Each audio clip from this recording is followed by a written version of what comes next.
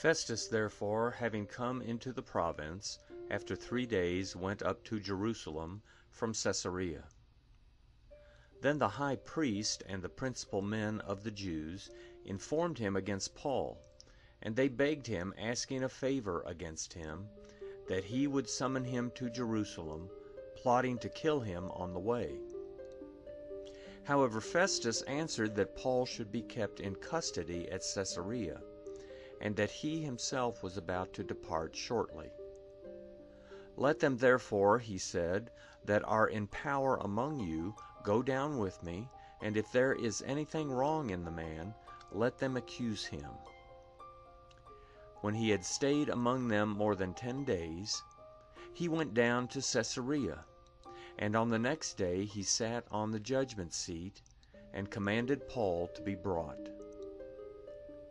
When he had come, the Jews who had come down from Jerusalem stood around him, bringing against him many and grievous charges, which they could not prove, while he said in his defense, "Neither against the law of the Jews, nor against the temple, nor against Caesar have I sinned at all."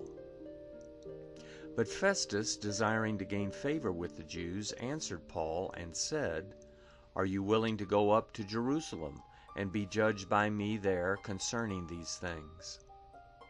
But Paul said, "I am standing before Caesar's judgment seat, where I ought to be tried. I have done no wrong to the Jews, as you also know very well. For if I have done wrong and have committed anything worthy of death, I don't refuse to die. But if none of those things is true that they accuse me of, no one can give me up to them. I appeal to Caesar." Then Festus, when he had conferred with the council, answered, "You have appealed to Caesar you shall go."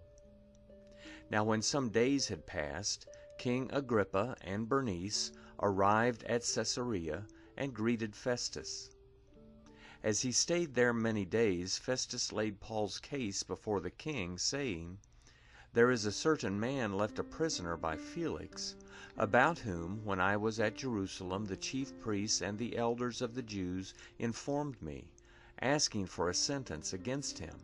I answered them that it is not the custom of the Romans to give up any man to destruction before the accused has met the accusers face to face, and has had opportunity to make his defense concerning the matter laid against him.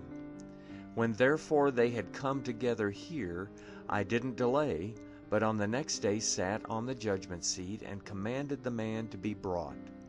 When the accusers stood up, they brought no charges against him of such things as I supposed, but had certain questions against him about their own religion, and about one Jesus, who was dead, whom Paul affirmed to be alive.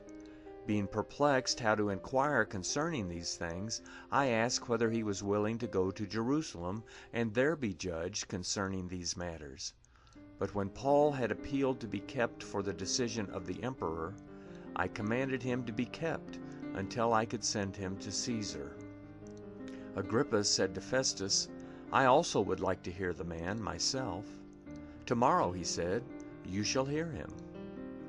So on the next day, when Agrippa and Bernice had come with great pomp, and they had entered into the place of hearing with the commanding officers and the principal men of the city, at the command of Festus, Paul was brought in.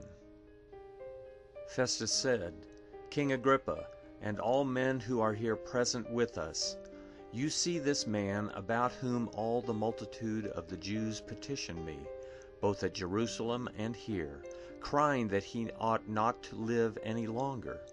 But when I found that he had committed nothing worthy of death, as he himself appealed to the emperor, I determined to send him, of whom I have no certain thing, to write to my Lord. Therefore I have brought him out before you, and especially before you, King Agrippa, that after examination I may have something to write, for it seems to me unreasonable, in sending a prisoner, not to also specify the charges against him."